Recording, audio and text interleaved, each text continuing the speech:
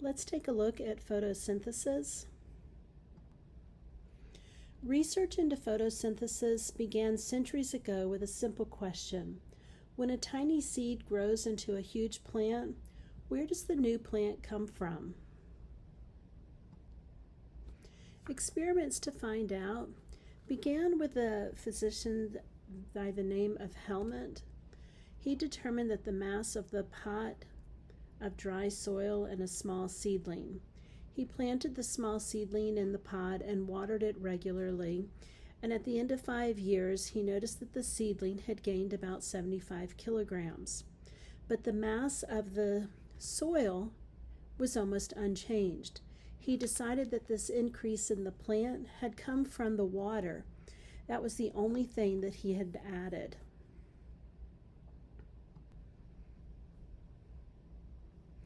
He didn't realize that a major contribution to the mass of his tree was something that he couldn't see, and that was the carbon dioxide from the air. Plants use water and carbon dioxide to make carbohydrates.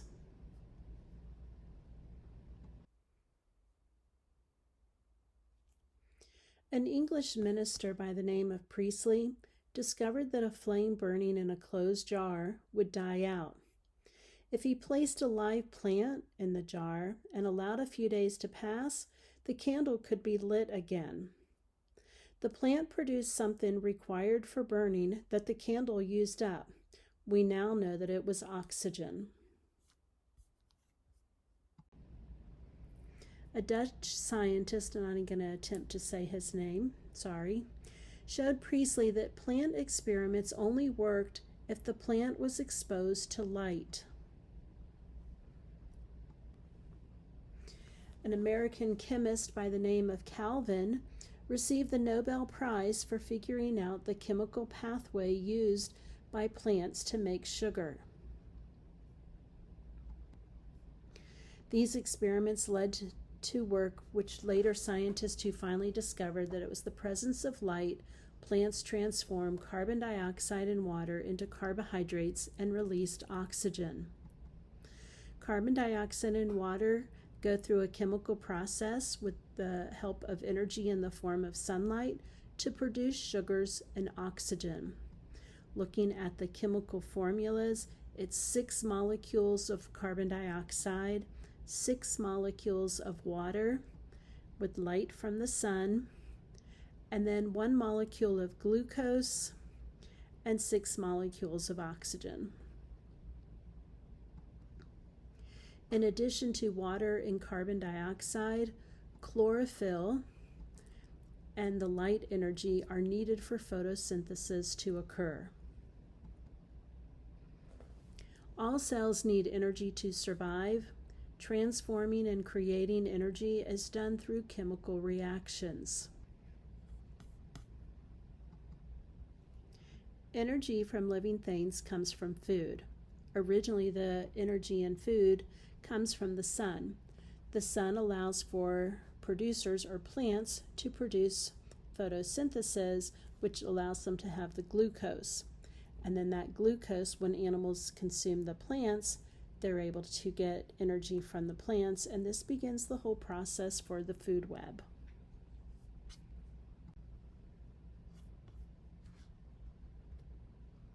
Cell's usable source of energy is called ATP.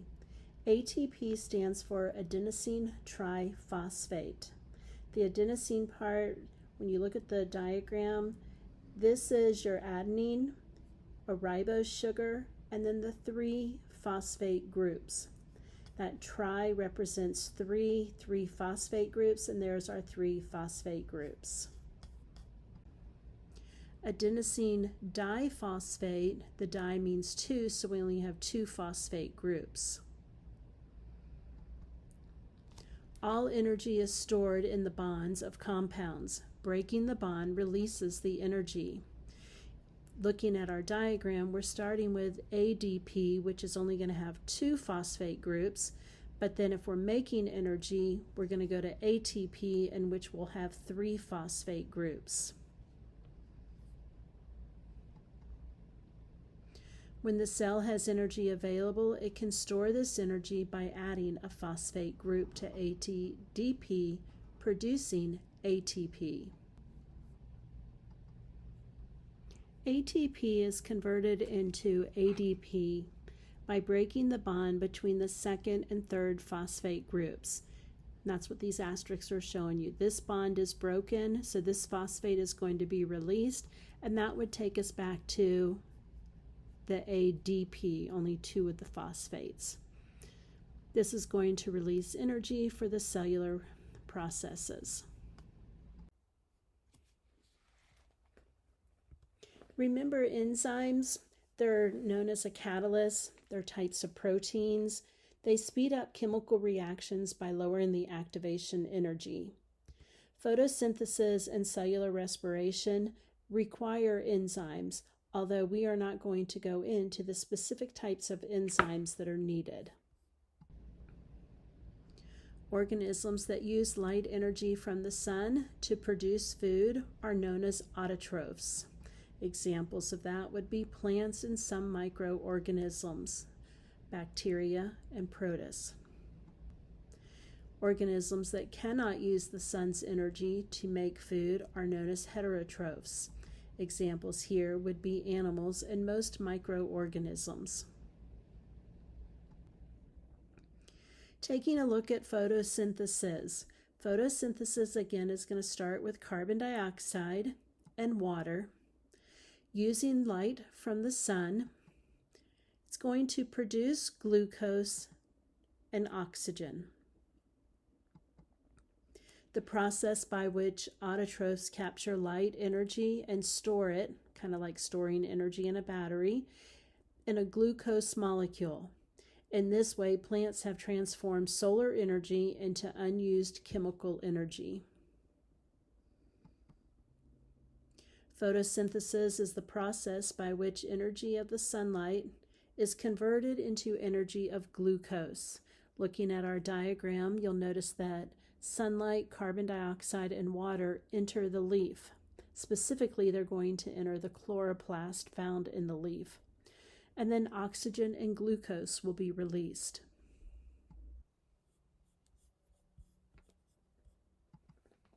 Looking at chloroplast, which is found within the leaf, sunlight is the energy source that's going to allow for the chemical process to occur.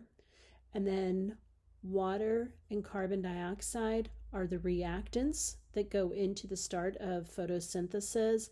And then oxygen and glucose are the products that are going to be released in the process of photosynthesis.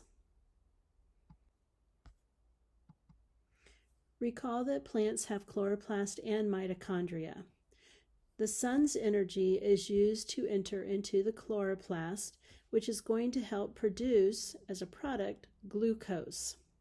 So the sun going into the chloroplast along with water and carbon dioxide is going to allow for that glucose and oxygen to be produced as a product.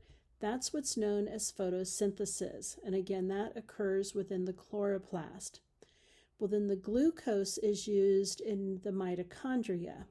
The mitochondria are going to have a cellular respiration process occurring that's going to produce ATP.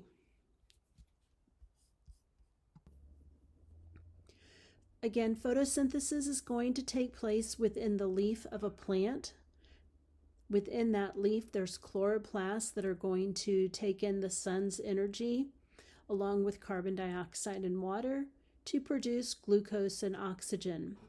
The reactants for this chemical process are carbon dioxide and water. Some even say the sunlight, but that's really the energy source that's needed. The products are glucose and oxygen. Taking a look at the leaf, carbon dioxide is going to enter the leaf through the stomata. These are tiny holes in the bottom of the leaves. Water enters the leaf from the roots. This is through the process of transpiration that's going to allow for cohesion and adhesion to pull the water up from the roots through the xylem. And then sunlight is captured in the chloroplast by the leaf cells. That's just a little animation to show you what's taking place within the leaf.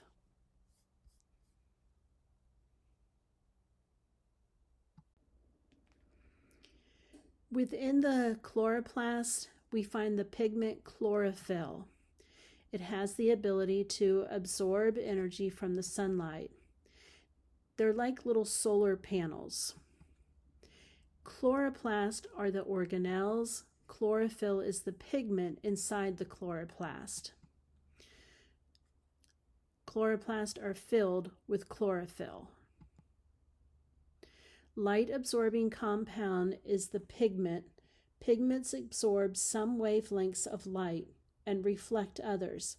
The colors our eyes see is the pigment that's going to be reflected.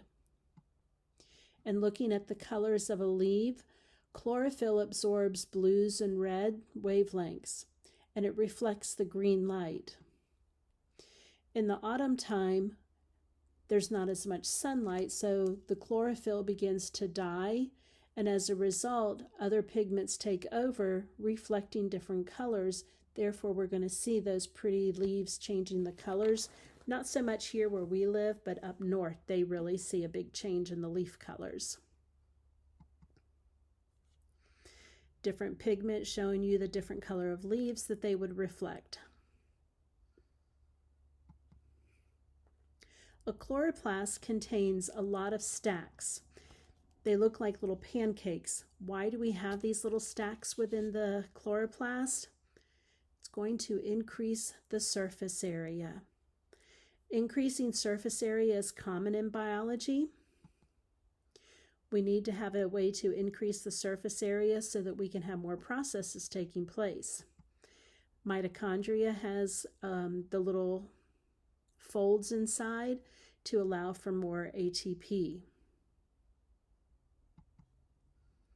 Your intestines are folding little tubes inside, again, so you can increase the surface area to digest more food.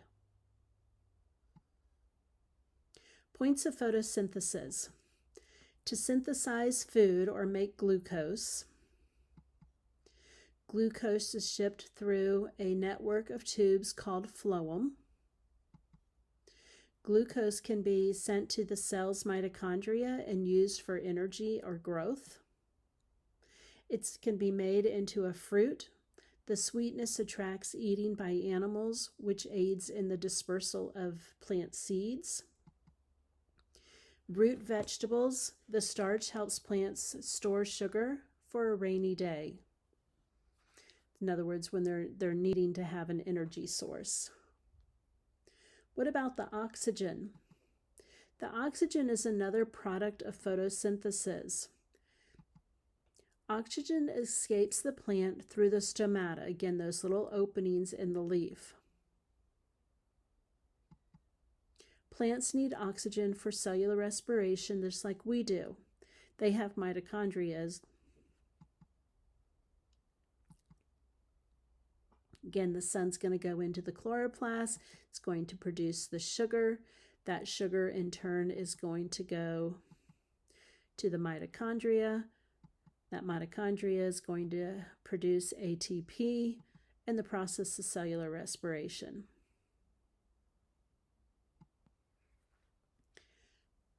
Quick recap for photosynthesis. Again, carbon dioxide and water and the sun's light are what are going to be your reactants. In other words, what you start with for photosynthesis.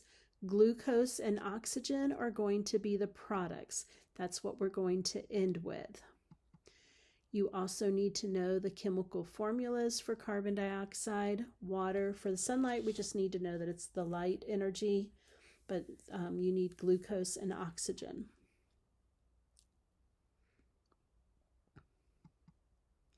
Photosynthesis occurs during the daytime for plants, and then at night, cellular respiration is occurring.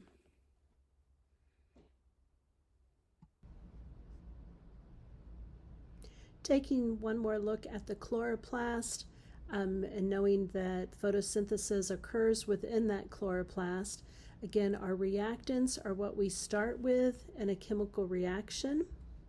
We have light from the sun along with water and carbon dioxide. They are needed as our reactants or the start of our chemical process. And then inside the chloroplast, you see a lot of other things going on here. This is representing the light-dependent reaction. And then over here we have the Calvin cycle. We don't go into those in our class, but if you were to take ACE or AP biology, you would definitely go into more detail for how the reactants go through a chemical change in order to produce our products, which are going to be oxygen and glucose. Again, that occurs within the chloroplast of the leaf.